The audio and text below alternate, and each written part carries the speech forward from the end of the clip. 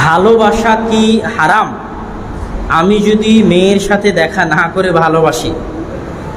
ইবনুল কাইয়িম রাহিমাহুল্লাহ ছিলেন মানুষের অন্তরের রোগের চিকিৎসক। ওনার বইগুলো এত চমৎকার।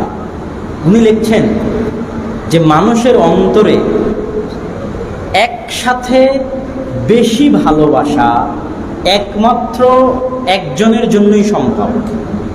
ভালোবাসার অনেক স্তর আছে, মোহাব্বা আছে, ইশক আছে।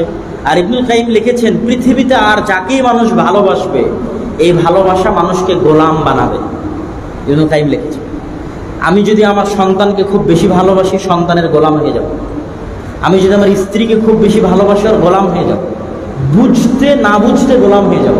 আর এই গোলামির শাস্তি অনেক ভয়ানক, অনেক ভয়ানক। যে ছেলে কোনো মেয়েকে ভালোবাসে ও মেয়ের গোলাম হয়ে গেছে। আর এই গোলামির যে যন্ত্রণা, শেষ পর্যন্ত আত্মহত্যা, যে কষ্ট।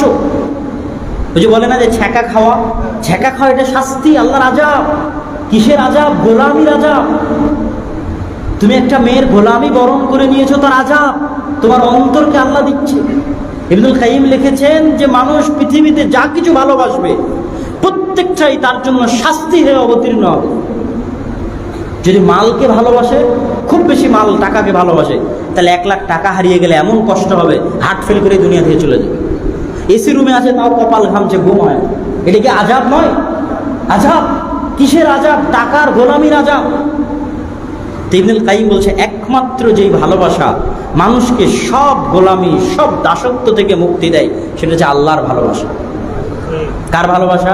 আল্লাহর ভালোবাসা। আর যে অন্তরে অন্য কারো প্রতি ভালোবাসা আছে ওই অন্তর পরিপূর্ণরূপে আল্লাহকে ভালোবাসতে পারে না। ইবনুল কাইয়িম রাহিমাহুল্লাহ লিখেছেন তার বইয়ে, যেই অন্তরে অন্য কিছুর প্রতি মাত্রাতিরিক্ত ভালোবাসা আছে ওই অন্তর পরিপূর্ণরূপে কাকে ভালোবাসতে পারে না? অতএব তোমাকে মোহাব্বা নয়, আল্লাহ তোমাকে আযাব থেকে রক্ষা করুন। ভালোবাসা নয়, এই শাস্তি থেকে, মানসিক নির্যাতন, মানসিক শাস্তি থেকে রক্ষা করুন। আল্লাহুম্মা।